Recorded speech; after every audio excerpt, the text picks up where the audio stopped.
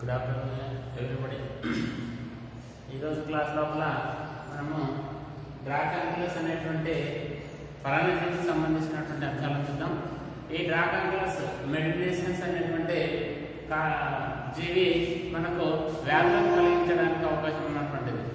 కాబట్టి ఈ డ్రా కాంక్యులస్ అనేటువంటిది దీన్ని మనము గినియా పురుగు లేదా నార పురుగు లేదా డ్రాగన్ వర్మ్ అనేటువంటి పేరుతో పిలుస్తాం. మనకు ఇది రెండు జీవులు అనేటువంటివి ఉంటాయి. ఈ జీవుల యొక్క నిర్మాణాన్ని చూసినట్లయితే ఈ విధంగా ఉండడం అనేటువంటి జరుగుతుంది.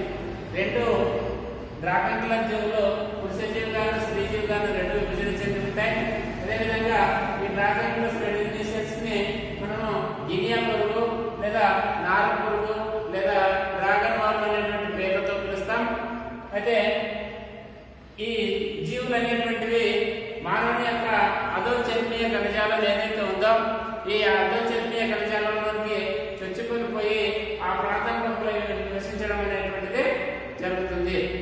మనకు ఈ డ్రాగన్ వర్మ్స్ అనేటువంటి జీవులు స్త్రీ జీవిగాను మరియు పురుష జీవిగాను ఉంటుంది.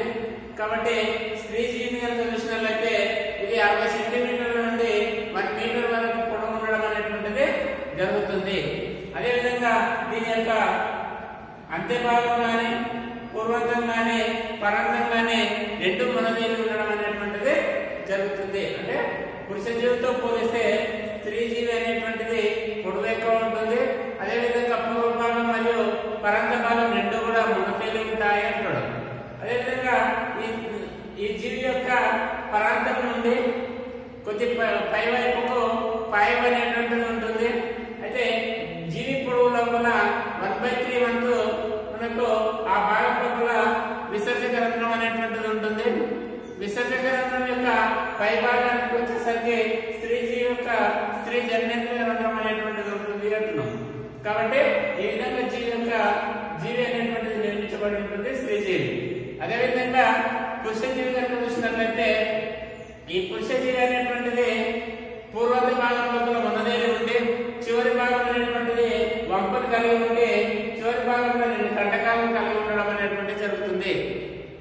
దాంతో పాటు పురుష జీవి అనేటువంటిది 12 నుండి 30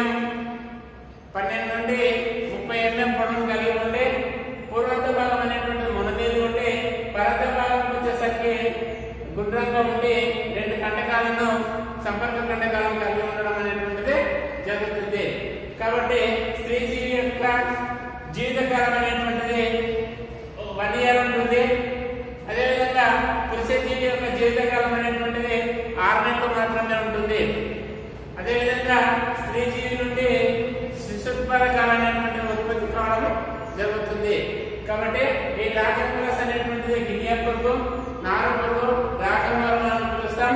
అదేవిధంగా ఈ డ్రాగన్స్ అనేటువంటివి అధోచర్మీయం పైన అంటే చర్మం యొక్క కింది భాగం లోపల కణజాలం లోపల వీటి యొక్క జీవన విధానం అనేటువంటిది కొనసాగుతుంది. ఇది స్త్రీ జీవిగాను పురుష జీవిగాను ఉంటుంది. స్త్రీ జీవి అనేటువంటిది పురుష జీవితో పోలిస్తే మనకు 60 సెంటీమీటర్ల నుండి 1 మీటర్ వరకు ఉంటుంది.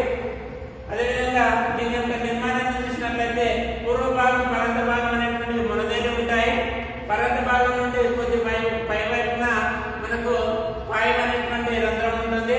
అదేవిధంగా ఈ జీవి యొక్క పొడవు లోపల 1/3 వంతు వద్ద మనకు విసర్జక రంధ్రం అనేటువంటిది ఉంటుంది. విసర్జక రంధ్రం యొక్క పై భాగాన మనకు జననేంద్రియ రంధ్రం అనేటువంటిది ఉంటుంది.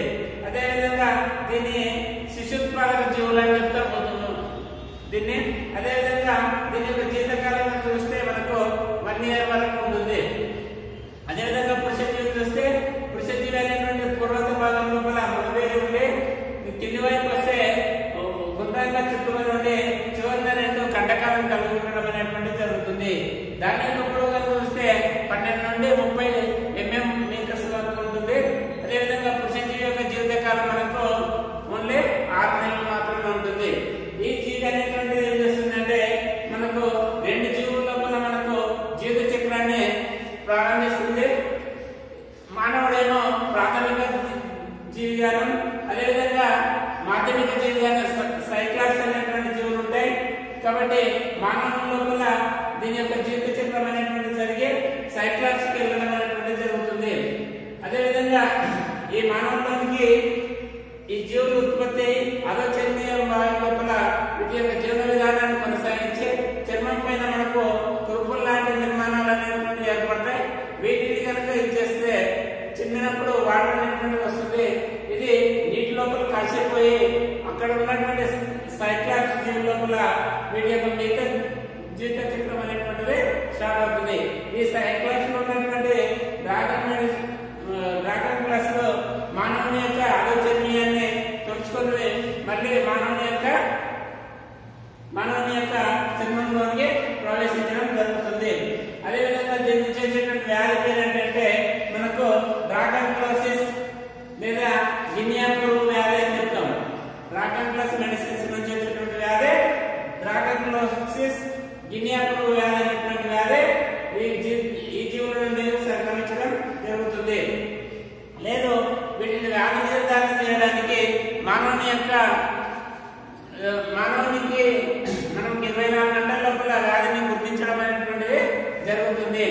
అది ఆలోచనకి శిరస్సును ఇంజెక్షన్ చేసిన తర్వాత దాని చుట్టూ మనకు ఒక వెడల్పైనటువంటి గుండ్రంగా ఉండేటువంటి ఒక సర్కిల్ అనేటువంటిది వస్తుంది. అప్పుడు వ్యాధి నిర్ధారణ చేయవచ్చు. ఒకవేళ వ్యాధి నిర్ధారణ అయిన తర్వాత వ్యాధి కావాల్సినటువంటి చికిత్సను చూసినట్లయితే అంటే మనకు డ్రాగన్ క్లాస్ మెడిసిన్స్ కు సంబంధించినటువంటి వ్యాధి కనుక వస్తే లేదా నార్కోల్పో వ్యాధి కనుక వస్తే దానికి అంబిల్హార్ అనేటువంటి నైట్రో థైజోల్ అనేటువంటి మెడిసిన్ ఇవ్వడం అనేటువంటి జరుగుతుంది. అంబిల్హార్ అనే దానికి నైట్రోథైజోల్ లేదా మిరిడిజోల్ అనేటువంటి మందులను ఇచ్చి ఈ వ్యాధిని నయం చేయడం అనేటువంటిది జరుగుతుంది. కాబట్టి డ్రాగన్ క్లాస్ అనేటువంటి ఈ జీవులు మానవుడు ప్రాథమిక జీవిగాను అదేవిధంగా మాధ్యమిక జీవులను సైక్లాప్స్ అనేటువంటివి ఉంటాయి. కాబట్టి ఈ వ్యాధి అనేటువంటిది డ్రాగన్ క్లాసిస్ అనేటువంటి వ్యాధిని కలిగించడం జరుగుతుంది. కాబట్టి ఈ డ్రాగన్ క్లాస్ వ్యాధి వచ్చిన తర్వాత మనము అంబిల్హార్ అనేటువంటి నైట్రోథైజోల్ అదే విధంగా లిరిడజోల్ అనేటువంటి మందులను వాడి మనము డ్రాగన్ క్లాసిస్ అనేటువంటి వ్యాధిని నయం చేయడం అనేటువంటి జరుగుతుంది. అయితే ఈ వ్యాధిని పూర్తిగా చూడకుండా ఉండడానికి మనం కొన్ని నివారణ పద్ధతులు అనేటువంటి తీసుకోవాలి. అయితే మనం తీసుకునేటువంటి వాటర్ ఏదైతే ఉందో ఆ వాటర్ ని కాచి చల్లార్చి తీసుకోవడం అనేటువంటిది జరగాలి.